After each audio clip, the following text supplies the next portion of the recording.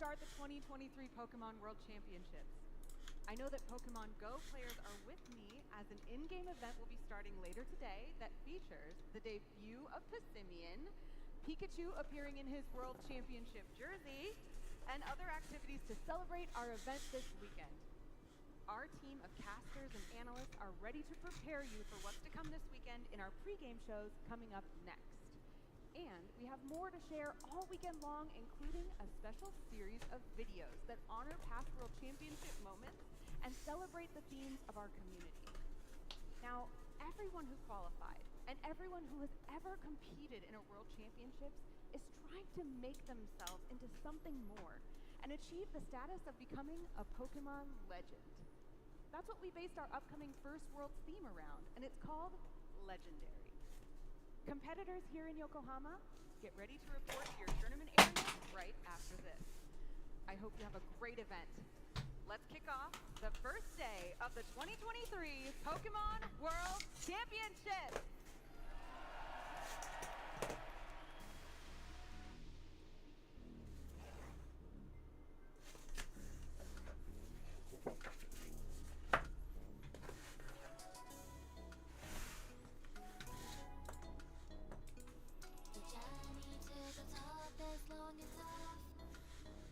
And it takes all your heart and soul to keep on going.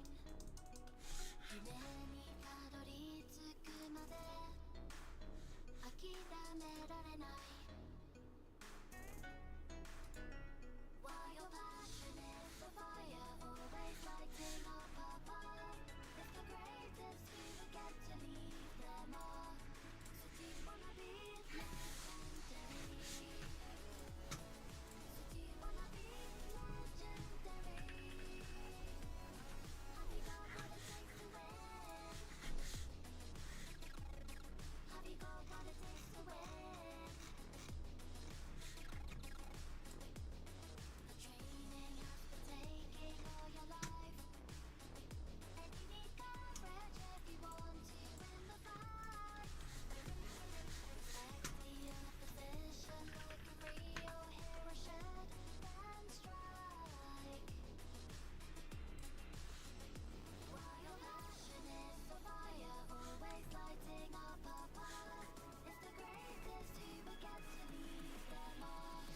So do you wanna be legendary? So do you wanna be legendary? Do you dream of becoming legendary? So do you wanna be legendary?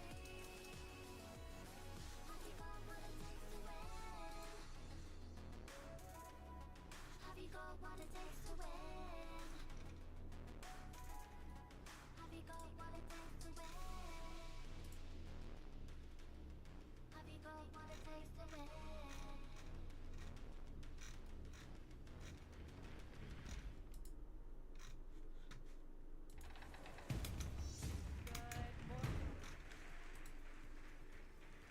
Good morning, Pokemon trainers, and welcome to your 2023 World Championship Series event here in Yokohama, Japan for Pokemon Go. My name is Gabby Snyder, and I could not be more excited to be here with my incredible co-caster, Speediest Chief 2. I'm so excited to be here as well, Gabby. This is an electric venue. You can feel it in the air all around you. I cannot wait to see which trainer becomes our world champion this year. Gabby, I always like to say each trainer has a unique journey to get here to Worlds, but all roads meet here in Yokohama, Japan. And it has been a long road indeed, kicking off the season all the way back in September of 2022 after our previous World Championship Series. We have had major competitions all across the globe, starting in Latin America, but making sure to hit each and every spot on the map to give our trainers the opportunity to compete here this weekend. Absolutely, from the Latin American International Champion JW Naldo and his Toxapex to the European International Champion Tonton Batus and his Shadow Dragonair Shadow Charizard. So much excitement in all these matches, and again, these trainers from every corner of the globe. It has been absolutely incredible to follow their journeys. I can even say it's been legendary. And we're only going to keep writing legends here this weekend. It is an absolutely beautiful day here in Yokohama. It's currently in the morning, and our players have just watched the opening ceremony like y'all at home and are currently making their way towards their seats to kick off the competition. But as you can see here, there is some interesting decor, and somebody, I guess if you are in the yellow car, you might have to move. I'm not sure if you can park there. I'm not sure if we validate that parking there, but know. this is just a sample, a bite-sized piece of this incredible venue. You see the cherry blossoms there as well. Incredibly beautiful here in Yokohama, Japan, and we are just so excited, ecstatic to be here. Gabby, it's going to be so exciting to watch these trainers throw down in their element, see these different play styles clashing from different regions. It's going to be a thrill to watch all weekend long. Remember, today is a longer day for the tournament, Saturday as well, and then Sunday we have our grand finals where we crown our 2023 world champion. If you are just tuning in at the start of this stream, we have a jam-packed schedule. We've actually planned things down to the minute here, as we'll be kicking off our competition with our top 100 or so players. I believe 108 players have checked in. Not sure how many are actually going to make it to round one, but hopefully all of them. And then we'll just be progressing through the bracket in our typical style. So if it's late where you are, don't worry. You can catch the VOD on demand after you get some sleep. Or if you're here with us today, maybe don't sleep. It's not time for Pokemon sleep yet. It's time to Pokemon Go. Well, here's the thing, right? Trainers want to watch battles, right? That's what we're here for. We're going to show you as many games as we possibly can because each one of these trainers deserves their spotlight. So whoever you're cheering for, you're going to be able to watch them move through this bracket, defeat opponents, and progress. And if you remember back last year, Dancing Rob actually was sent to that secondary bracket, that loser's bracket, in the 3rd round. And then he won 7 rounds straight, forced the bracket reset, and ultimately won it all. So anything can happen in Pokemon Go, especially at the World Championships. If this is your first time tuning into a Pokemon Go competition, do not worry. We have a refresher for you at home that talks about the format and what trainers are competing for this weekend. So please take a look. The 2023 Pokemon World Championships event will be showcasing the best Pokemon Go players and matches all weekend. Trainers from around the world are here to compete for the title of World Champion. Over $1 million in prizing and return invitations for next year's Worlds. Day 1, our trainers will compete in double elimination groups using the Great League format in Pokemon Go. Day 2, the best trainers from Day 1 will continue to battle until only the final 2 players remain. Day 3, we crown our champion. Matches are best of 3, except for the winners finals, losers finals, and grand finals, which are all best of 5. All matches will be played in a Bring 6 Pick 3 format. This means that all players will create a team of up to 6 Pokemon, of which 3 will be brought for each game. Who will take the title of Pokemon World Champion this weekend? Watch to find out and follow all the action at pokemon.com/play. Wise words from a wise trainer indeed, but it's been so incredible to follow the Go tournaments in this double elimination bracket. I know a lot of the other games follow a Swiss format, but this does mean that there is a bit more on the line for these trainers, as once you lose 2 rounds, unfortunately, you are just out of that competition. And everybody here today wants to be vying for that incredible title of World Champion and some of the incredible prizes that we have along with it. I hear that the Champions pose might be making a return for the winner. Oh, I can't wait to see that. Pokemon Go is such a unique in-game experience, right? Because once you begin those battles, you only have about 4 minutes to make all those decisions, make all those plays, and decide the outcome of the matchup. We talk a lot about how just a few minutes can decide a champion or a runner-up, decide if you're eliminated from a tournament or not. Pokemon Go is incredibly fast, and once you lock in those teams of 3 and hit that go button, you are ready to battle. We're going to see so many intense, fast-paced games and so many different play styles as well. Trainers from different regions of the world have very distinct ways that they approach the game, and seeing those clash at the World Championships, it's going to be breathtaking. Yeah, well, we have had a couple of sneak previews of what it's like when these continents clash, if you will. We haven't quite seen this competition at this level since last year's World Championship. So to break it down for you all, to walk you through what you may have missed if this is your first time tuning in this season, we have our incredible co-casters and analysts, not Rob, Butters, and Caleb, waiting backstage for us. So if y'all are ready, why don't you take it away? Thank you so much, Gabby and Speedy. We're here in the Analyst Lounge for the 2023 Pokemon World Championships live from Yokohama. I'm Tua Butters, and I'm joined by the two-time qualifier, decided to take his talents to the casting booth, Caleb Pang, and a very warm welcome, making his debut at the World Championships, not Rob.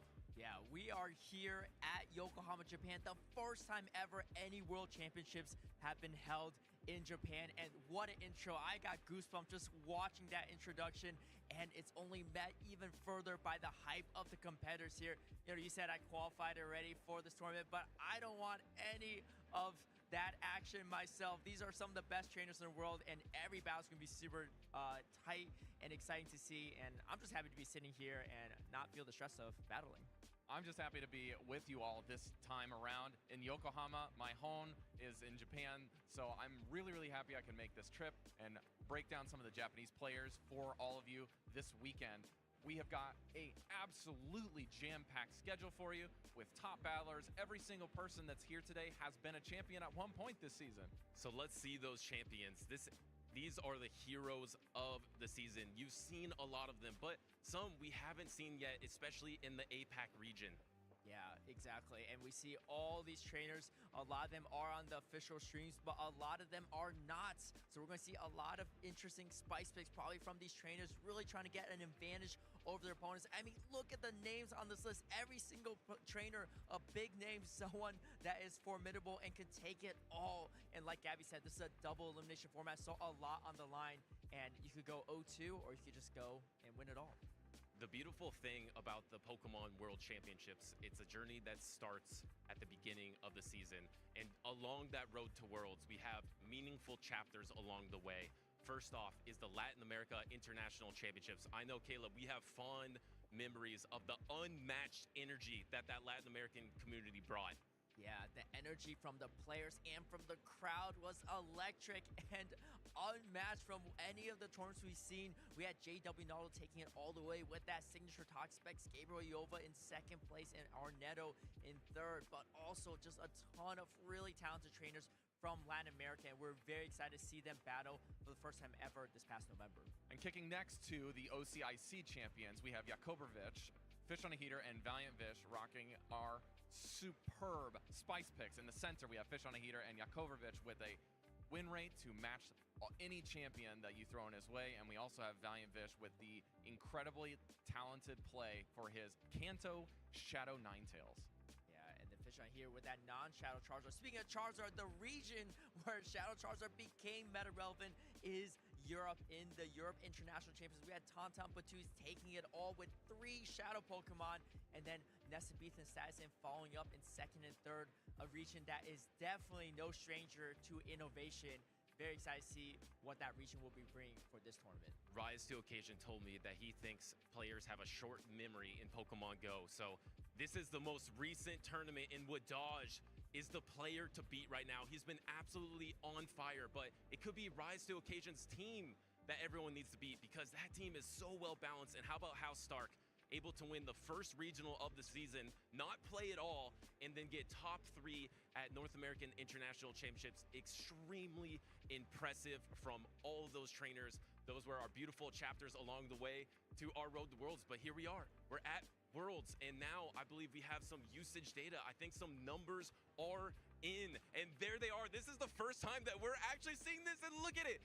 Charizard is actually making the top 12 for the first time. Shadow alone with Sandslash too, I believe. Yeah, alone Sandslash making out that top 12. Like you said, Charizard, first time ever, I believe, in any tournament for Pokemon Go in both seasons doesn't make it in the top 12, but it is so strong in the scrum meta. If you watch North American International Championships, you know how strong it is. And if you've been watching any Europe tournaments all year, you'll see that as well. And look at how much water is on the field too. You got Lantern, Azuma, and Swampert. People are really scared that Charizard, and if for the first time since this new meta shift, we see Glaring Stunfisk actually taking an edge over Registeel. Registeel was really the steel type to bring, but Glaring Stunfisk having just a little bit better of a match against Charizard.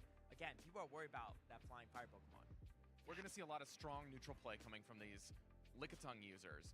The Lickitung is going to be able to combat a lot of these water types, going to be able to fight back against those Metachams and Defense Form Deoxyses, and then even contend face-to-face with those Shadow Charizards and regular Charizards out there.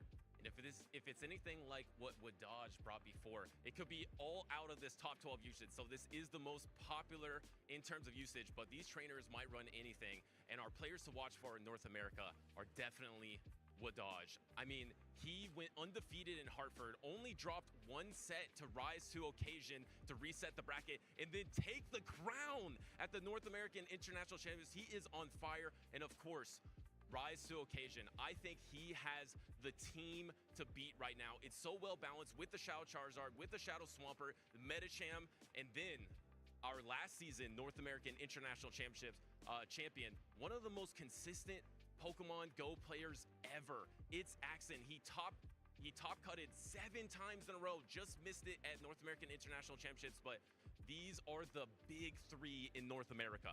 Yeah, and we see all 3 of them actually qualify for World Championships last year as well, so they're all making it back here, and Axen was actually the highest finishing North America player in the Masters Division, so definitely hungry to go for that World Championship finish. And we have the European trainers to watch out for as well. And we have Tauntaun, which, I mean, just started it off with the Shadow Charizard. He started the trend. Human Catcher Bug a little bit too, but then Tauntaun just brought it to life, became the European International Championship champion. And then how about some previous champions, Weedle? Yeah, Emmy Weedle, the winner of the Seniors Division World Championships this year. We're combining both divisions, and you got Dancing Rob as well, the winner, the World Champion of the Masters Division. So talk about a stacked region. Both reigning world champions coming from this region, and only one can really maintain their crown if they want to take it all the way. These regional champions and world champions, from last year are debuting. The teams on our graphics here are the ones from last year, and we have not seen them been able to really unleash this year, so you're going to definitely want to watch them throughout the tournament and seeing how they're performing, what strategies they're implementing, and who they're facing. And speaking of championships, we actually got some championship items that we're going to be giving away for free. Tell us about this giveaway, Caleb. Yeah, I mean, we got the code here. If you are tuning into action at home, maybe not having a chance to go to Pokemon Center to get your own shirt in person, you could get your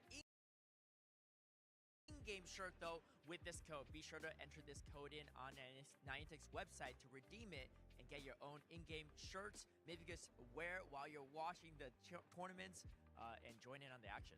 Be sure to check the shop as well. We have some new Yokohama things in there, as well as a freebie with a white version of the shirt you just saw.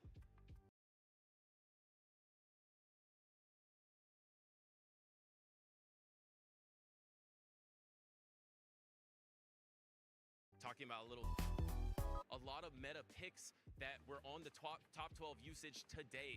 Not the, for sure not the Toxapex, but the other 5 out of 6 Pokemon definitely is in play for JW Naldo. And then Harjeffy. Harjeffy has been one of the top players in the Latin American community. He's running some Shadow Alolan Grimer last season. He's been incredibly consistent and impressive.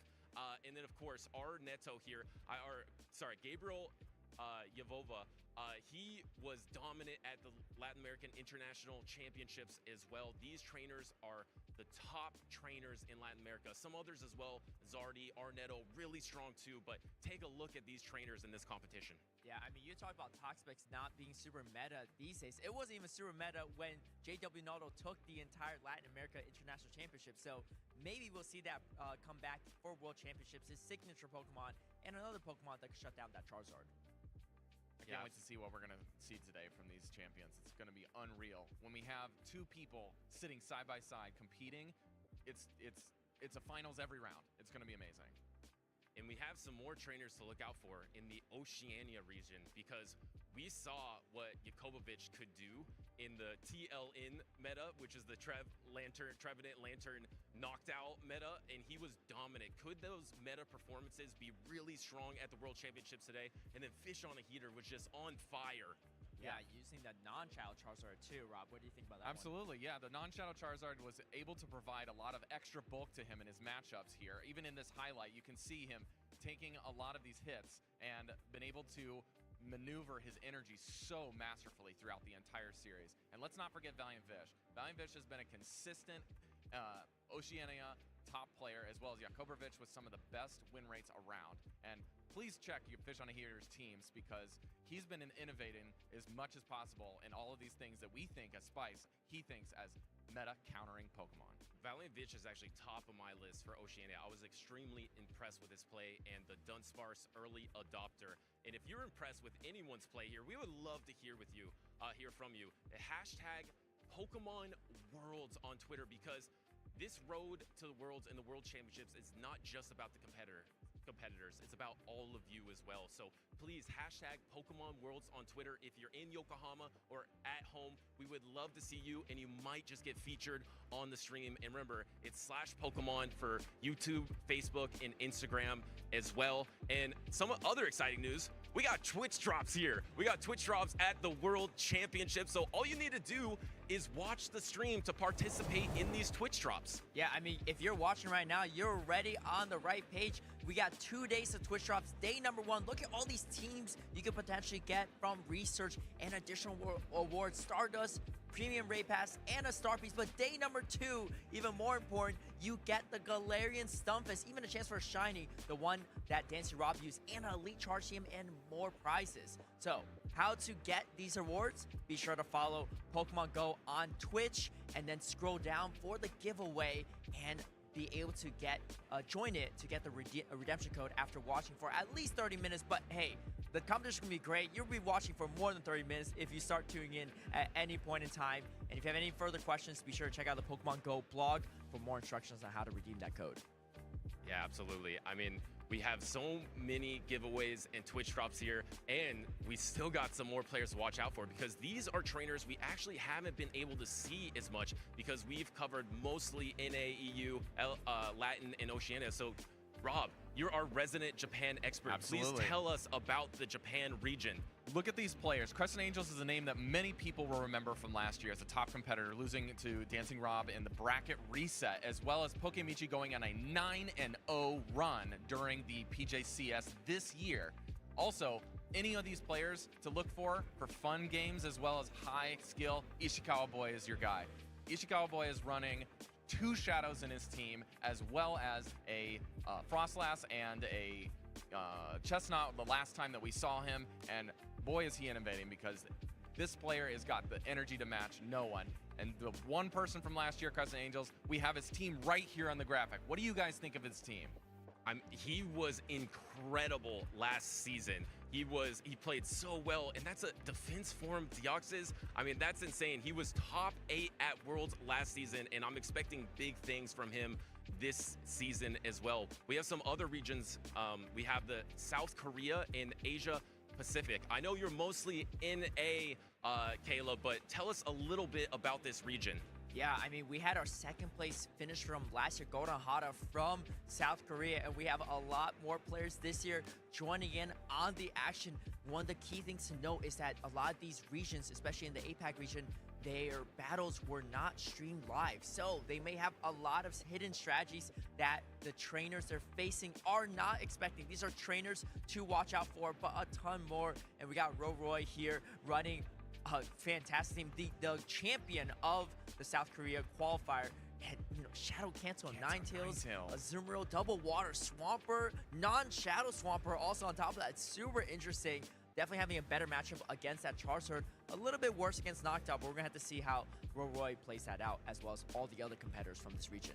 Yeah, the Shadow Cancel Ninetales has not been the fire type of choice, but maybe it will be at the World Championships. But I think it's time to ask someone who's actually qualified for the World Championships, What would you run if you were going to be competing at the World Championships, Caleb? Look, this whole meta is a head scratcher. I was trying to team build myself, and I was saying, you know, you can't really cover everything, but some of our caster predictions for this meta, you know, I'm going to kick it off with what I think will be pretty solid. We saw Galarian Stunfisk already on the high usage chart. I think it'll be pretty good, especially because it wins a head-to-head matchup against Registeel. You got Dunsparce, another Pokemon that checks Charizard. You got my old trusty Bastion, one of the best matchups against Shadow Charizard, and my nemesis Shadow Alolan Sandslash. You know, we saw how strong Charizard is. I'm picking 4 Pokemon that beat Charizard.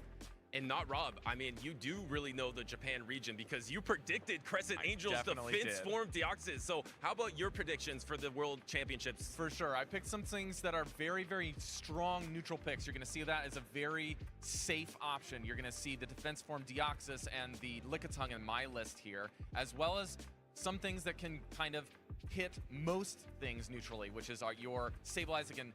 Be purified to hit the returns. You got the Dugongs that can compete a lot of the Alterias that I believe a lot of players are predicting. So you're going to see a very thin line between people that are relying a lot on their steals versus relying on their ices to kind of deal with things. So please check those things, and we can't forget Gabby's inclusion of that Poliwrath in the graphic. Yeah, Poliwrath could make a splash here in Yokohama, but me personally, I think it's going to come down to the neutral picks like an Umbreon. Because the meta is going to have so much variety, you need a Pokemon with a ton of bulk and can be safely used throughout all of the meta to be able to dance around and pick your spots to succeed, because you can't prepare for every team. It's going to be so varied. You're going to have to rely on these bulky types. And when others zig, I want to zag, because people are bringing the water types to counter the Charizard. So then I think Cresselia or something like a Shadow Venusaur would be extremely strong to counter those water types that are countering the Shadow Charizard, which, I mean, Shadow Charizard made top 10 in usage, so we know there's going to be a ton of it, but number 2 is Lantern, so it's going to be a tough bounce there. So I had to, of course, put Shadow Charizard in the end. And you know, a great Pokemon that would counter that Shadow Charizard is coming really soon, because we got a community day this weekend, and it's going to be Greninja. Yeah, it's going to be the Froakie Community Day, the first time ever we have this Pokemon debuting, and its shiny form will be coming as well.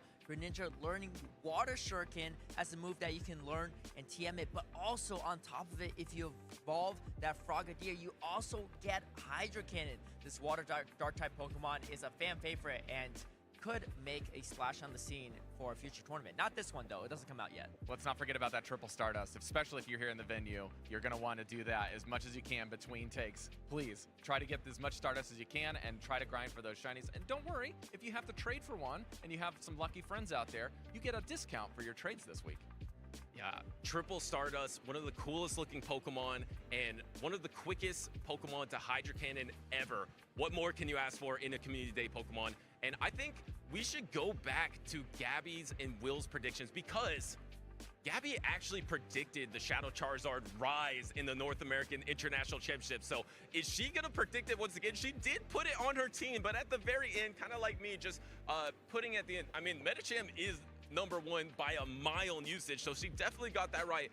Will we see that Poliwrath or Shadow Poliwrath? Now it has counter, it has Scald, it has Ice Punch, it even has Dynamic Punch. Yeah, I mean, Poliwrath is actually the first Water-type Pokemon in Pokemon Go to even learn Counter. So that is going to be a very interesting counter. One of the strongest moves in the game. I mean, here's a fun fact. Medicham with Counter actually does better into Azumarill, despite the fact that Counter's resisted, than a Psycho Cup Medicham running that fast move. So that just shows how strong Counter is. And we also saw our co-caster Will Dunphy with his own predictions. What do you think about those predictions, Rob? That Cresselia pick is very ambitious from my point of view, but Will does seem to have a very good point with his Cresselia pick. Strong neutral picks. This is the thing that we're going to be harping on all weekend long. That neutral pick of the Cresselia, and also bringing the Frostlass to kind of deal with a lot of these psychic threats, dealing with those flyers, and even being able to threaten the steals with those very hard-hitting Shadow Balls. Frostlass with a little bit of extra energy on swap is one of the scariest things if you're down shields to deal with.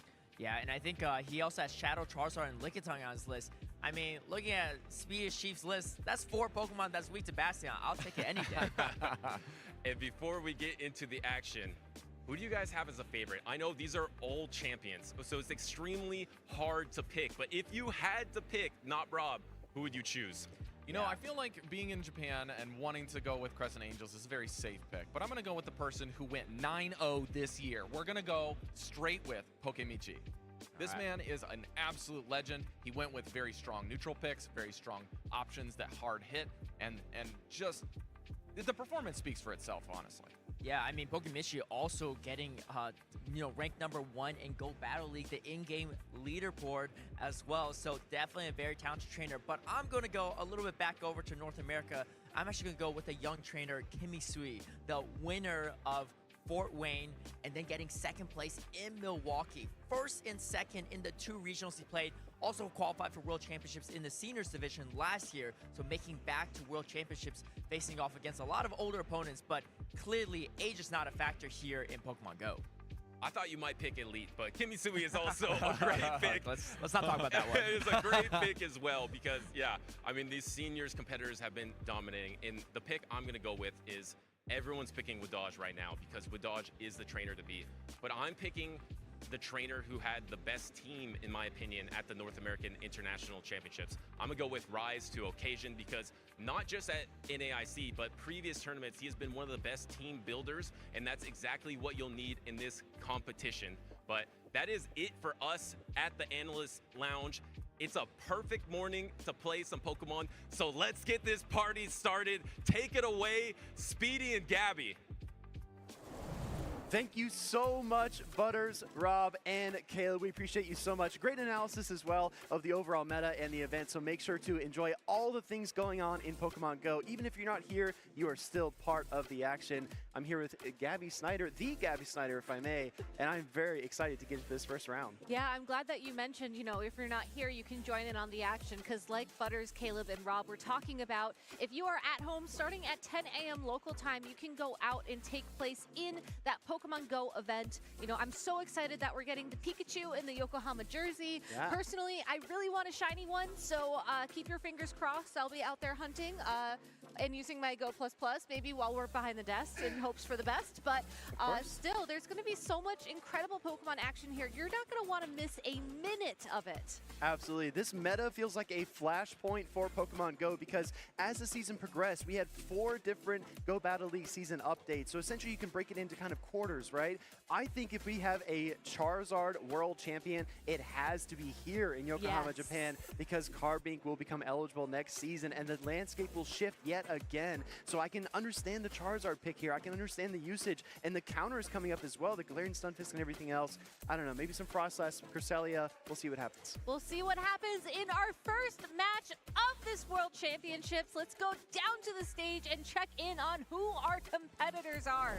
Because if there is a way to kick things off with some incredible excitement, it's going to be kicking things off with the person who got 3rd place last year at the World Championships. Absolutely. It looks like we're going to have Crescent Angels versus Statistan as our first matchup. Let's hear it in the crowd and in the chat as well. We have some team graphics here as our players ponder what moves they are going to make. Again, Crescent Angels, famous for his ability to just make these insane catches, just has this intuition about what his opponent is thinking. Meanwhile, Statistan, so calculated, so precise, ran the same team from multiple tournaments and just piece by piece sharpened his tools and tried to make the most of it. But now things have changed here, Gabby. We've got some unique teams. Tell us about these competitors. Yes, Crescent Angels on the left-hand side of your screen running the Shadow Alolan Sandslash, the Altaria, a non-Shadow Swampert, Registeel,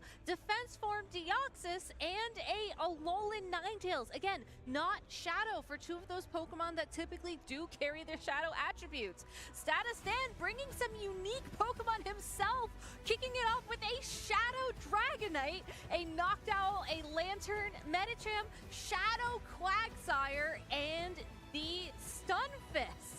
Absolutely. Statistan is known for his Mew and Dunsparce core. Ran that team multiple times throughout the season, tried to get just a little bit better each time and qualified with it. Now this is a total change up. Shadow Dragonite is so impressive. We have seen that Pokemon get a lot of play actually in the Japan region, but seeing it here on Statistan's team from the European region, what is going on here? This is wild. I know, it's a very unique pick, and I think this is an indication that he's trying to anticipate the adaptations of the metagame, going from the most recent majorly streamed Pokemon tournament of the North American International Championships to here today. And looking at how his team matches up in particular against Crescent Angels' team, I feel really bad, but I don't think you can bring that Shadow Dragonite, and I feel like that Shadow Quagsire is in danger as well.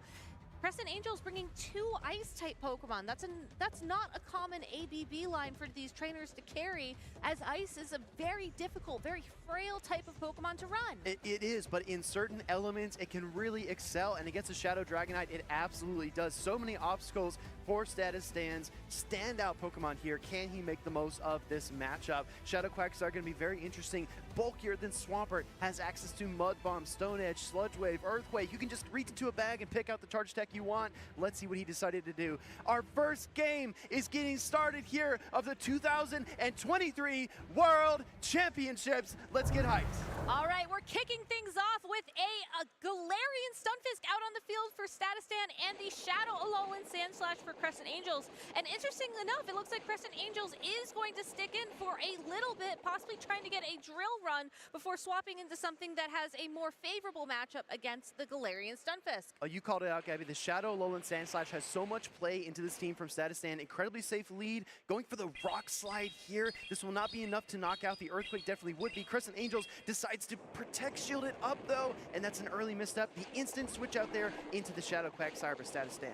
Yeah, but Crescent Angels is actually sticking around for yet another drill run. This time, Statistan will shield this attack to keep the Quagsire around. Will Crescent Angels take this opportunity to swap into a different Pokemon? He does. The Swampert is out on the field, and it's already almost out of Hydro Cannon. 2 Water Ground type Pokemon take the field here. This is a really wobbly, kind of interesting matchup because the Shadow Quagsire has so much energy, and the Mud Bomb still does so much damage to the Swampert here, going for a second Mud Bomb right away. All right, this attack will connect with the Swampert, but it just barely misses that knockout. Swampert is going for an Earthquake. Will it actually throw the attack? Opting to go for a Hydro Cannon instead, possibly hoping that the 2 Hydro Cannons will draw the final shield from Statistan and then pick up a KO, but the Swampert is at such low health, it's knocked out during that attack. Actually does get KO'd by the Mud Shot from the Shadow Quagsire. That's really tough there for Crescent Angels. He wanted the second charge attack. Has to come in with the Shadow Alolan Sandslash. This is a very, very tough matchup to be in, and he's going to use his final Protect Shield on the Mud Bomb. Unfortunately for Crescent Angels, though, that Shadow Quagsire has a second Mud Bomb ready to go. Statistan making a great catch there, sending in the Galarian Stunfisk to take the drill run. It will be knocked out, but Quagsire should be able to return back to the field and throw that Mud Bomb for some damage. Instead, Medicham hoping to get some counters in, but there is that defense form Deoxys. Crescent Angel standing back in the Shadow Alolan Sandslash indicated to Statistan that he was weak to that Pokemon in the back, and now the defense from Deoxys finds the alignment against the Medicham. Famously, this Pokemon will win the matchup, but it's very, very close. We also see a moveset reveal as well. This is Psycho Boost and Thunderbolt on the defense form Deoxys. Ice Punch from the Medicham will connect with this Deoxys, but Deoxys is going to have plenty of time to throw those powerful charged attacks, building up to almost 2 Thunderbolts before, I think, capping out on energy there, throws the first Thunderbolt into this Medicham.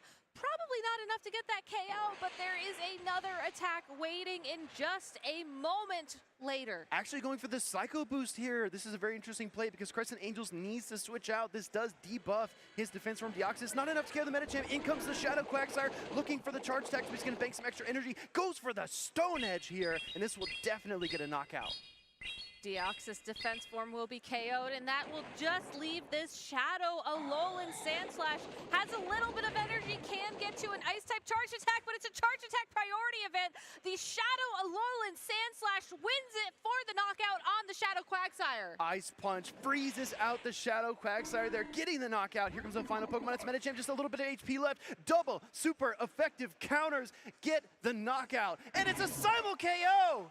Wow, that is such a dramatic ending for the first game of this first set of the World Championships with a simultaneous knockout there. I'm curious how these trainers are going to adapt their strategy going into this next game, as that was just as close as it can get without an actual result. I'm telling you, we see the end result, right? But the route that it took to get there, so many twists and turns, great lead situation there for Crescent Angels. Status Stan, though, really kind of manipulating his opponent, forcing him to play the way that he wants him to play. And I guess Crescent Angels trying to make the most of it, but just unable to do it. That was incredibly close because we know those counters are double super effective onto the Shadow Alolan Sandslash, whereas the Shadow Claw is super effective onto the Medicham. Somehow, Gabby, we got a simultaneous knockout when that should have easily belonged to the Medicham in that matchup. All right, well, it looks like we're going to be kicking off this next game at a 0-0 score. We'll keep you all updated if that changes, but going into this game too,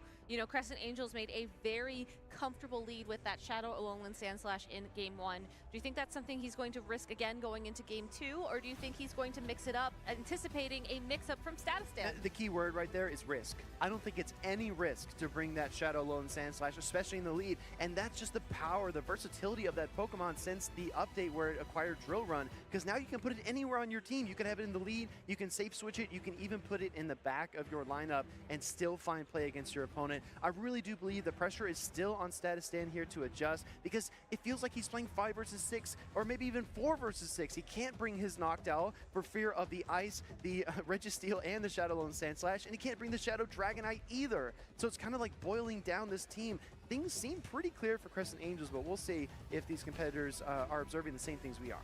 Yeah, taking a moment to think through the strategy, and that's exactly what you have to do when everything is on the line.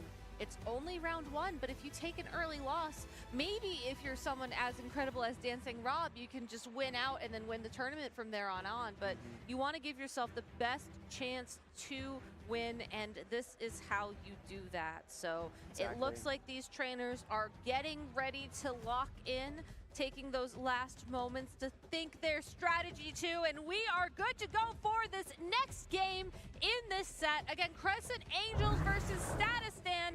The Stunfisk versus the Defense Form Deoxys out on the field for Crescent Angels. Definitely an interesting matchup because you are dealing that super effective counter damage as a Defense Form Deoxys. However, your charge attacks are basically useless. You've got a resisted Thunderbolt and a resisted Psycho Boost. There's not much you can do here to strike against the Galarian Stunfisk. The early shield call here on the potential Earthquake is huge, and Crescent Angels dials it up correctly. That's a great Protect Shield to start this game. That Deoxys needs all the health it can get if it wants to counter on down this Galarian Stunfisk. Does throw a charged attack. It's going to be that Psycho Boost into the Galarian Stunfisk. No shield from Status Stan, but given the resistance, that just does no damage, and the attack debuff is almost going to punish that charged attack. Absolutely. The second Earthquake will connect. Defense from Deoxys will be able to withstand this damage here, but it does dip down into the yellow, now into the red. In terms of HP, it really needs to find another Psycho Boost here, and that's exactly what happens. I believe Crescent Angels threw that Psycho Boost just a turn before the Rock Slide was available to that Galarian Stunfisk. Securing the knockout will get yet another debuff, but staying in for a moment to throw yet another Psycho Boost. Yeah, this is the third Psycho Boost here from the Defense from Deoxys. It gets weaker and weaker as time goes on, and the switch out occurs as well. Here comes Swampert. That Psycho Boost is actually incredibly helpful because now it puts this Shadow Quagsire close to Hydro Cannon range. Very, very good team play there by Crescent Angels. Mud Bomb from this Quagsire connects with the Swampert, bringing it down to half its health, and now this Swampert is building up to almost 2 Hydro Cannons, possibly wanting to make sure that the extra bit of damage from those fast moves would put that Quagsire into knockout range. We get a shield from Status Stan to block the damage, and sneaking in a Mud Bomb after the attack. And we saw the Swampert be defeated by the Shadow Quagsire in game number 1. Second Mud Bomb connects. Swampert hangs on, can't get to the Hydro Cannon though, and now we have 2 Pokemon remaining there for Crescent Angels. A fully healthy Altaria that has not been revealed, and the Medicham lurking in the back for Stan. Crescent Angels has a decision to make here, does send in the Deoxys, who has enough energy to go straight for a Psycho Boost, and unlike the previous Psycho Boost, there have been no debuffs yet applied.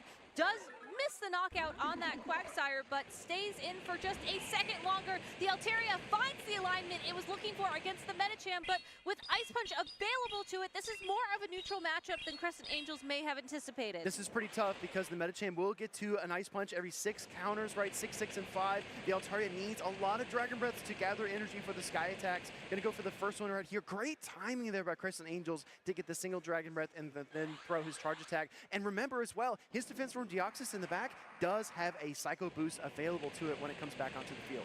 So there is one more charged attack waiting. Crescent Angels shielding a Psychic from this Medicham. That might have been a little bit more energy than that Medicham needed to spend there, but it will give this Altaria the opportunity to throw a Sky attack right before the next Ice Punch is available. Sky Attack will connect here on the Medicham. No Protect Shields for either trainer. Does get the knockout into the Medicham. Out comes the Shadow Quagsire. Does throw the Mud Bomb immediately into the Altaria. But I'll tell you what, that Psycho Boost, Crescent Angels saved it for a rainy day, and it's about to pour because the Altaria does hang on here for a second later, but the defense from Deoxys is ready in the back, and it's actually not even needed. That is just a little bit of extra security that you need to have on your side. Again, when there is just so much at stake in these battles. Crescent Angels will go up 1-0 in this set. Could win the set if he wins this next round, but Statistan, again, does have the opportunity to adjust once more. And now that the Altaria has been revealed from Crescent Angels, I wonder if that's going to change up how Statistan was positioning his Galarian Stunfisk. Well, I think an interesting question as well is when you look at those teams from Game 1 to Game 2, we saw the Shadow, Alolan Sandslash lead from Crescent Angels. This time, he put the Altaria in the back, and we know that that Shadow, Alolan Sandslash is a great pick for him. Statistan had his Medicham ready. He was ready to bring that Pokemon in, deal that double super effective counter damage, but Crescent Angels did not give that to him, had the Altaria instead. So the team manipulation, the series as it develops, becomes more and more interesting as the mind games kind of play out on the stage. You're absolutely right, and that does put together an interesting mind game of will it be the Altaria or will it be the Shadow Alolan Sandslash? Altaria was the right pick because of the Medicham being in the back, but is that something that you can count on happening a second time? Exactly right. We also have some moveset questions that we're not entirely sure about. For example, Crescent Angels with his Alolan Ninetales. Is it Powder Snow? Is it Charm? Does it have Weather Ball, Psyshock, Dazzling Gleam? What kind of equipment did he bring with his Alolan Ninetales today? It's an interesting question to ask because it also lacks that Shadow attribute. I think a lot of people like to run Charm with the Shadow attribute because it's one of the most powerful fast attacks in the game. So did Crescent Angels pick the non-Shadow variant because he values maybe keeping it around a little bit more, isn't trying to go for that big instantaneous damage, or is it just more akin to his playstyle? It's really tough because as you look at a team, there are certain lenses that you can look at it through. You can look in terms of typing coverage or roles and how you want your Pokemon to perform. For example, if you want to beat a Medicham, you can use a Fairy-type Pokemon like Alolan Ninetales, or you can use a Flying-type Pokemon like Altaria. It just depends on how you want the matchup to go, and you can even use that Defense from Deoxys as well. So you can kind of mix your ingredients up, kind of shift things around, but it also defines your strategy. If you go into a game and you say, I need Defense from Deoxys to KO the Medicham, because I have no other answers. If you do not get that key alignment, it can really put you a step behind. All right, it looks like these trainers are slowly getting ready to go into our next game. Here we go. This is game number 2 on the board for Crescent Angels and Statistan. Will we see the return of the Shadow Alolan Sandslash? Will there be something else? Maybe a surprise from Statistan? We're starting things off with a great lead call by Crescent Angels with the Swampert versus the Galarian Stunfisk, drawing out the Medicham, drawing out the Defense Form Deoxys. Pokemon Go means go, right? We are going fast here at the World Championships. We're going to see the Ice Punch get fired off by the Medicham into the Defense Form Deoxys. We saw the instant switch as well. Crescent Angels recognizes he has a very positive matchup against the Galarian Stunfisk. He doesn't need the chip damage here. He just needs to rely on his Defense Form Deoxys to punish this Medicham and use its Psychic typing to resist those counters. Thunderbolt from the Defense Form Deoxys will not draw shield from Statistan. That's a great call there, as Medicham can very comfortably take that attack. Ice Punch from Medicham now. Both these trainers dealing some nice neutral damage to each other, but the big question is how much bulk is going to outlast the other one. Another Thunderbolt thrown from this defense form Deoxys. Looks like it could put some knockout pressure on this Medicham, but Statistan thinks he can hold on. Absolutely. With these two Pokemon on the field, you want to match projectiles with your opponent. Does barely hang on and get to the Ice Punch as well. This isn't going to be enough to KO that defense from Deoxys, but Crescent Angel's mission was achieved. He was able to maintain switch advantage, KO the Medicham. In comes a Galarian Sunfist. It will get some energy here, and that's fine, but he's going to wait as long as he can to fire the Psycho Boost because he does not want to debuff his counters in the meantime. Yeah, those counters are really this Deoxys' best hope of dealing significant damage to that Stunfisk. Will get knocked out after using that charged attack, and now already such a big question for Crescent Angels. Does he think it's an Earthquake? Does he think it's a bait? He makes the correct call, shields the Earthquake, and now another swap revealing the Shadow Dragonite to face off against the Altaria. Shadow Dragonite. The Dragons are on the field here in Yokohama. Look at the HP just dripping away from both of these Pokemon. We see the Dragon Claw get fired off here. The key difference, though, Gabby, is that Shadow Dragonite is so much weaker, so much flimsier in the Great League. Which Dragon will outlast the other? It looks really close. Here comes a Sky Attack. Oh, this is such a tough position to be in. Statistan does have two shields, but he lets the attack connect. Going to hope that this Galarian Stunfisk can use these two shields to power through the Swampert in the back of Crescent Angel's party. This Altaria will go as long as possible, trying to build up to the Moonblast, is unable to throw the attack in time. Swampert coming out just now for an Earthquake with no shields remaining on the field for Crescent Angels. Earthquake will connect. Swampert does barely hang on, looking for the Hydro Cannon any second here, but still two Protect Shields for Statistan. And Statistan looking to send a message, but the Hydro Cannon does get fired off here first. This will finally peel away that first Protect Shield from Statistan, but guess what, Gabby? We have a second Earthquake coming through. Statistan sending a message here in game number 2. Some very smart play with that Shadow Dragonite, able to swap it in once the Medicham drew out the Altaria from Crescent Angels. You know, we were saying, hey, I don't think the Shadow Dragonite is going to make an appearance. There are two Ice-type Pokemon on the opposing side of the field. It's such a risky play, but Statistan able to find an opening. And what an incredible opening that was, changing the tide of that battle in his favor and bringing us to a game number 3. We talk about the advantages in Pokemon Go, Protect Shield advantage, Switch advantage, and Energy advantage. You can manipulate the game and use each one of them to your advantage to win these matchups that are incredibly close. You don't always need alignment. Sometimes you need energy. You don't always need energy. Sometimes alignment is everything. And then sometimes, even in a terrible matchup like Swampert versus Galarian Sunfist, the Protect Shields are there to protect you, of course, from those Hydro Cannons that would otherwise devastate your ground and Steel-type Pokemon. I would hope that the Protect Shields would protect you, because if they don't, then I think that's something that we might want to get Nurse Joy on, just saying. Exactly right. But that being said, we're heading into a game 3 here. We've seen a bit of chess play out. We don't know where that Shadow Lone Sandslash is coming.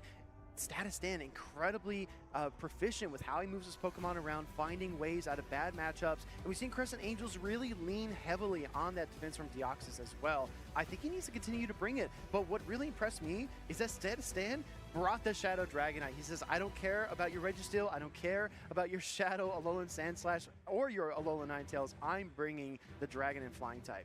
I think that's the confidence you need to play a Pokemon like Shadow Dragonite, though, especially in a field as accomplished as the World Championships. It's the spice pick, right? It's the Pokemon that you looked at the team, you look at the 6, and it's the one that just jumps out at you and is like, oh, that's probably something I didn't account for. That's probably something I should be scared of. Yeah. But knowing that and having practice and knowing his lines, knowing his alignment, you know, having that confidence, that is what sets apart those who will be moving on to day 2 of the competition and possibly even the grand finals on Sunday. I don't know if we'll see it again, though, in this matchup. I feel like because it's spice, you have to use it sparingly.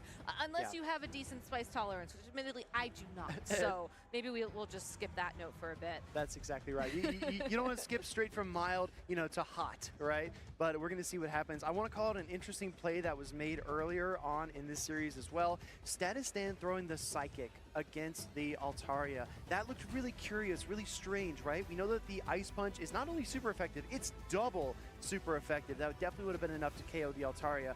That is a tendency that Statistan picked up on. He knew Crescent Angels would shield his Pokemon no matter what. He knew his Medicham was getting weaker, and he knew that Protect Shield would protect it from the next charge attack. So he threw the Psychic to try to get that 10% chance of a defense drop on his opponent, knowing the Protect Shield will come up. The reason he did that is because he needed the Shadow Quagsire's Mud Bomb to KO the Altaria. Without the defense fall, it didn't happen, and we saw that actually play out. But Statistan realizes that. He recognizes that in these matchups, he doesn't always go for the obvious play. None of these trainers do. They are at a different level. All right, so I just got an update from the judges on stage. They are currently reviewing the previous match, so we will be waiting here for a little bit of time as they do that. Shout outs though to our incredible judge staff here this weekend. I know that we spend a lot of time talking about how the players work so hard throughout the year to qualify to compete here at the World Championships. I think the judges work just as hard, if not harder. I mean, they were here at 6:30 in the morning today to get ready for the competition today. So if you are out there listening to the stream, if you are out there in the hall and you can hear what I'm saying, please make sure to say thank you to our incredible judges, to our incredible staff members who are making this event possible. And I just got another word in my ear. It looks like we're heading into a rematch of that second game. Here's the thing, right? Pokemon Go is so incredibly fast. Like you said, the judges need to be really in tune with how the game is working. Any kind of half-second difference can make all the difference in these matchups. So I definitely think our judges got the call correct. I do think that we will, like you said, be heading to a rematch here. So Statistan was very happy to get that win in our game 2, which technically is the third game that they played together, right? After tying in game number 1. He was very happy to get that win, but it's not going to count here. We're going to head into a fresh game number 2 between Crescent Angels and Statistan. And we're just going to jump right on in as our players are good to go, locked and ready to rumble. Here we go, Lantern versus the Alolan Sandslash on the field. A new reveal from Statistan that Lantern has not been seen yet and does have an interesting matchup against this Shadow Alolan Sandslash as it has to watch out for these drill runs, but can do neutral damage in return. The neutral Surf here is going to do a lot of damage to the Shadow Alolan Sandslash, but like you said, Gabby, that super effective drill run heading the other direction would be devastating. You need 2 charge attacks to KO the Shadow Alolan Sandslash no matter what, so I do I fully anticipate for Statistan to just keep going for the Surf. Not going to shield up the first drill run, though. Going to rely on his Pokemon's bulk to withstand it, and it absolutely does. Going for the Surf here. Just barely hanging on and drawing a shield out from Crescent Angels to withstand this Surf. Lantern going to be swapped out for the Medicham, and now once again, Crescent Angels sending in that defense form Deoxys to take it on. This is a very curious Pokemon to use as your Medicham counter, in my opinion, as it's, also a Psychic-type Pokemon with access to counter. It's not something that necessarily jumps to my mind as, oh, this has a type advantage. Exactly. Maybe I should use that here, but Crescent Angels feels very comfortable with this matchup. Well, just like with the Galarian Stunfisk matchup, defense from Deoxys in this situation is not completely comfortable, but it can find its way through this matchup, as we saw Crescent Angels do earlier as well.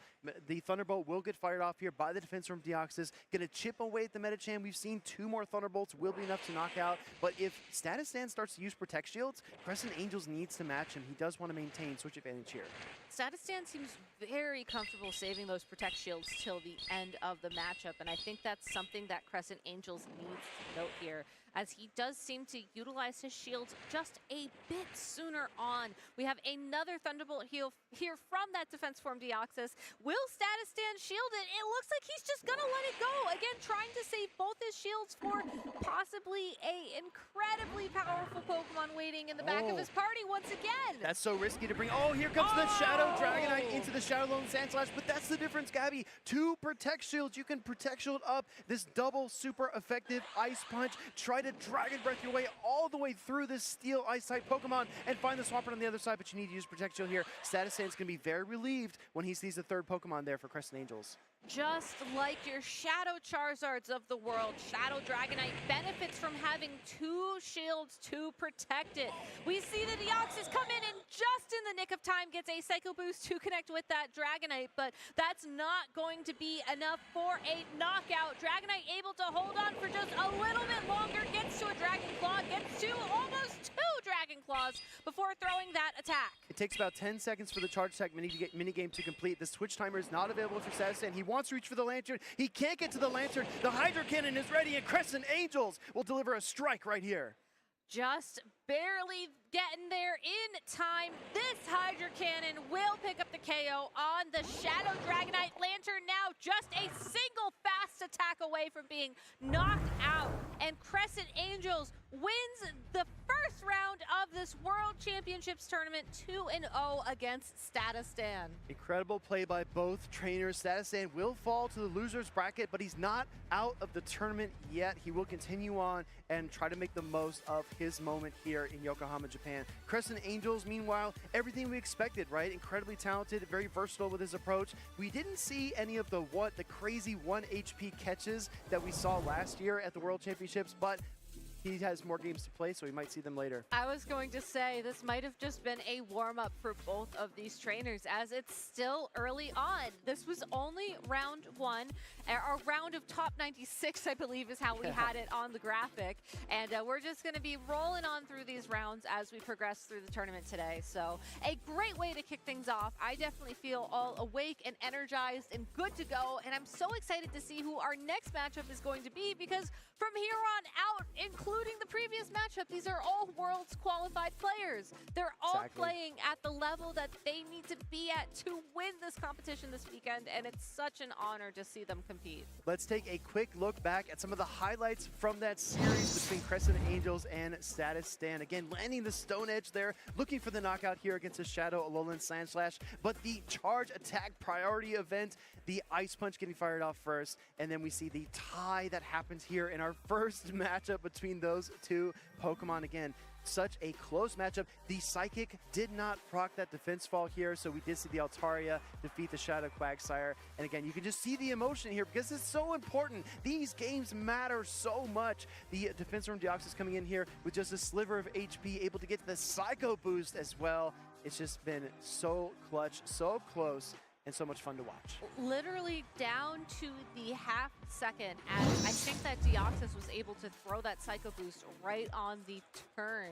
Yeah. Every turn in Pokemon Go takes a half second, and that's the exact precision that these trainers are competing here with today. So it's really cool that we get to see the replays of those moments, as, you know, sometimes it's very much a blink and you'll miss it situation here with Pokemon Go. And, you know, maybe someday we'll even be able to slow things down. You know, maybe ask our friend Celebi to help us with the time manipulation so that we can really see how accurate these trainers are in their tapping and in their execution of their plays. Exactly. We talked about this at the top of the show. These matches last about 4 minutes. That is it. And these turns are a half second each. Once you switch a Pokemon out, it's a 60-second cooldown until your switch is available again. So many times, Gabby, I've wanted to just slow everything down, break out the telestrator, draw some circles and some lines, and just say, this is what's happening. This is why they made this move here. It's so quick. If you blink, you'll miss it. All right. I'll tell you what. When we take our break in a little bit, I'll go backstage and I will grab one of the whiteboards that they use for the Pictionary game that the other casters tend to do. Yeah. We don't have time for that because, you know, we just move so quickly. Yeah, but you can certainly draw some circles and lines on that board. Yeah, I look like my friend Charlie, right? Just drawing and circling. Like, look at this. Look at all this happening here. But absolutely incredible matchups there. Crescent Angel's a trainer to watch. Status Stan as well, falling to the loser's bracket, but still is going to fight his way through. If you do look at the bracket for the tournament today, like we talked about earlier, every matchup feels like a finals. Regional champions, international champions, former world champions competing here in Yokohama, Japan, and every clash is epic in proportion. I can't wait to see just some of the other matches that we're going to feature here today. I know that we can't show this on the camera, but the way that we're looking at the hall, you can see where the Pokemon Go players are playing. It's approximately this direction. Just use your imaginations. And they actually do have some TV screens available so that people can watch these games. Oh, there we go right there. And if you look very closely, you can see what appears to be a Shadow Swampert and a Dunsparce facing off against each other. That Dunsparce getting knocked out by a Hydra Cannon. There is just so much incredible action here at the World Championships. If you look back sort of behind Pikachu, I think that's where the side events are. There are Pokemon Go tournaments going on. I think we're doing like a catch cup type thing this weekend where you have to compete with Pokemon that you're like catch at the event. So congratulations to whoever that trainer is on winning. A nice champion t-shirt that they're rocking there. Absolutely, right? I think it's worth taking a look again at our usage here this weekend.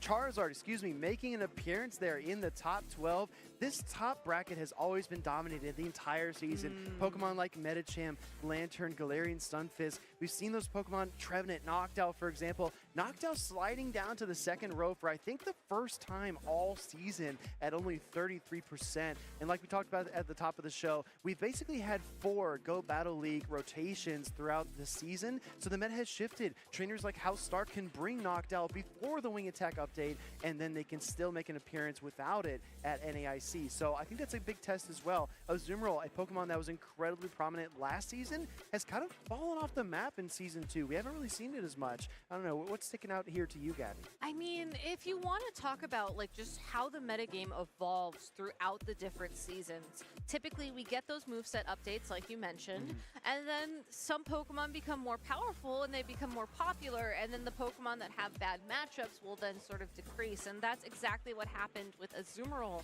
I think specifically because of Lantern getting very, very popular as that bulky water-type Pokemon, and then once Lantern got popular, then all of a sudden Shadow Swampert was like, hey, how's it going? I'm here, I have ground typing. And then Shadow Quagsire got their move update and was like, hey, I'm here too.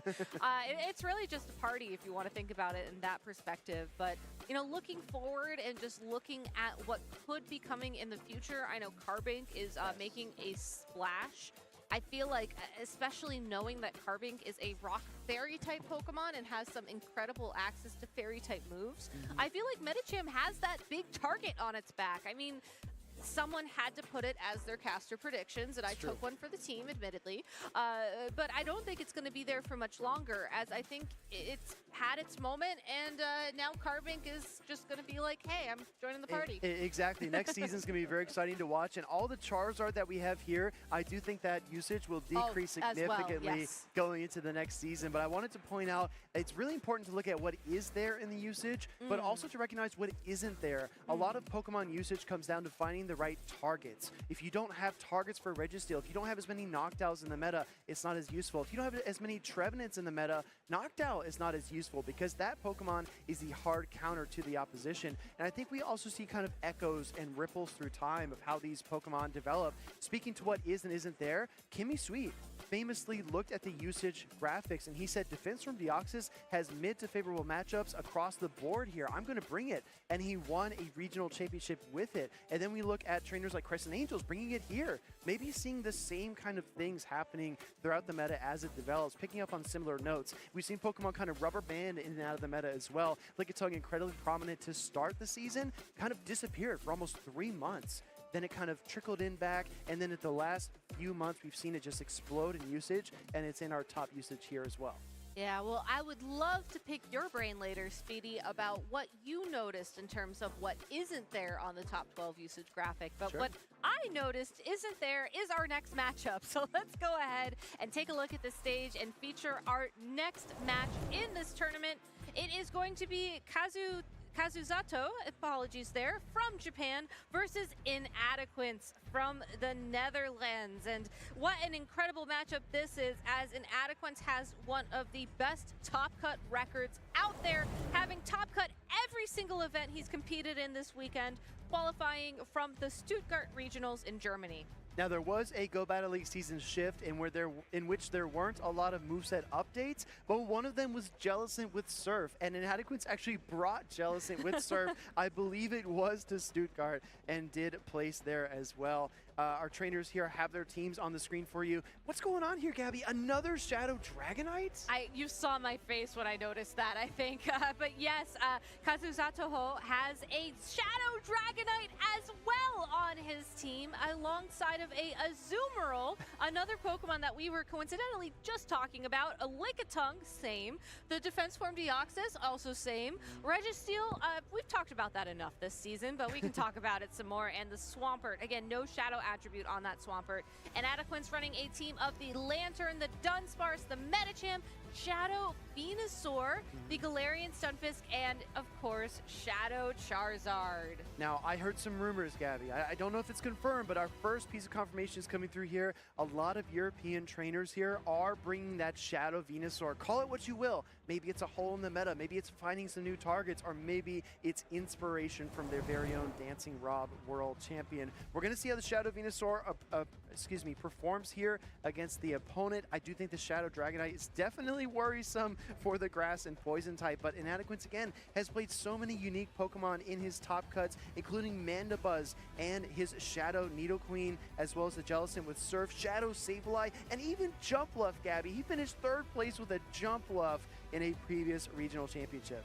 Well, I also find it interesting that you can almost have a ABB composition, you know, where you have one strong Pokemon to the weaknesses of your secondary 2 Pokemon. Yes. With the Shadow attribute. You have this really interesting juxtaposition of the Lantern, the Dunsparce, Medicham to a certain extent, and the Galarian Stunfisk with these 2 Shadow Pokemon. So, like, hypothetically, you could lead your bulky Pokemon, figure out, okay, this is the Shadow Pokemon I want to use to support that Pokemon, and then just play through your matchup that way. And I think we saw the beginning of this strategy sort of emerge at the North American International Championships. I feel like we saw a lot of Shadow Venusaur and Shadow Charizard together out on the field.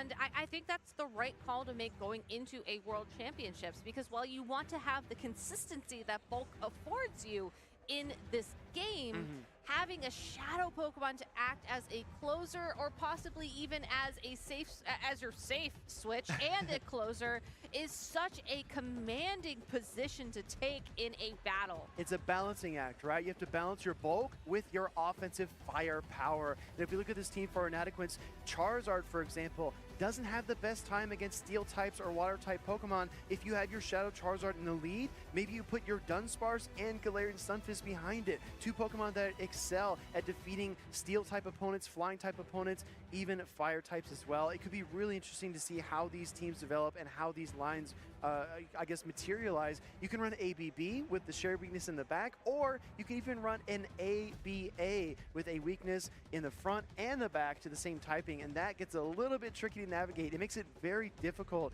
to predict what your opponent's going to do next. We saw House Stark actually get volleyed by that at NAIC with ABA Steel, and he was not ready for it. On the opposing side of the field, Kakuzatoho has, again, that Shadow Dragonite, which is really interesting to note. I think a lot of times when I see a spice pick at the World Championships in particular, I think it's like, you know, like you were just saying with the European region, you know, they all get together and they decide, hey, Shadow Venusaur, that's where it's at. We're all going to run it and we're all going to do our best. And I think that it's interesting that we've seen a Shadow Dragonite from Japan and then also a Shadow Dragonite from the previous round in the Netherlands as well. Yes. I think that could be an interesting, maybe almost foreshadowing of what we're going to see moving forwards. A lot of trainers seem to have this on their mind. Yeah, I think Shadow Dragonite provides you something so unique, because we typically think of Pokemon as either being charge attack based or fast attack based. Pokemon like Charm or Level 9tails apply so much pressure with the fast attacks, but Swampert, Registeel, they need to land those charge attacks to deal any meaningful damage. And somehow Shadow Dragonite is somewhere in the middle. You get the best of both worlds. Shadow Dragon Breath with the Dragon Claws and superpowers. The offensive power is absolutely unlimited. We're heading to our game number 1 here. I'm really excited to see Kakuzatoho versus Inadequates. Let's see what we get. We have a Medicham and a defense for Deoxys out on the field once again. This is a new round. This is our second round of competition from Group B here. And it looks like we're going to see a similar start to this matchup where both these trainers are going to stick around on the field. When you have a matchup like this that isn't as clean cut, you don't need to make that immediate switch. It gives you time to think about what's in the back. Try to predict what your opponent's trying to do. Defense from Deoxys might be the best answer to Medicham on this team. And Adequance wants to switch out. And he's met by the Swampert here against the Lantern, just like you called out, Gabby. When we saw the Lantern rise in prominence, Swampert rose up to meet it.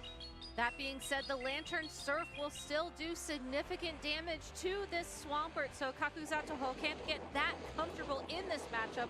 Will take the time to build up to an Earthquake and just throws it right away. Inadequance has a tough call to make here. Do you shield? Do you think it's the Hydra Cannon bait? He lets it go through, and that Lantern is knocked out for that call. Incredibly tough, no protect shield there by Inadequance, hoping that it was a Hydro Cannon, does not get a switch. Gonna go for the Psychic here. Ice Punch wasn't quite enough. Maybe against a Shadow Swampert it would have been, but recognizing the dimensions of this matchup, does go for the Psychic, and Kakuzatoho loses his Swampert right there. But Shadow Dragonite is happy to make an appearance on the field. 2 shields worth of support available to Kakuzatoho. Going to use that first shield right away, block the Ice Punch, could possibly even try to Shadow Breath down this Medicham. Will throw a Dragon Claw to be safe, but Inadequance is not going to let that connect. Great awareness there by Kakuzatoho because he recognizes that the third Ice Punch only takes 5 counters, and he makes a switch and tries to get a catch and doesn't get it, but in comes the Defense from Deoxys versus the Galarian Stunfisk. Again, we talk about how awkward this matchup is. Landing the Earthquake here is the key for Inadequance. Do we see the Protect Shield from Kakuzatoho? And we do not. It does connect. With the Shadow Dragonite in the back, I think that might have been just too risky for Kakuzatoho to take. That being said, opting to throw a Thunderbolt to avoid the debuff from the Psycho Boost, which is his second attack. This Galarian Stunfisk now gets a Rock Slide, doesn't need to build up to the bigger Earthquake for that damage, can just go straight for a knockout here. Kakuzatoho does go for the double shield on the Shadow Dragonite, but it's going to take so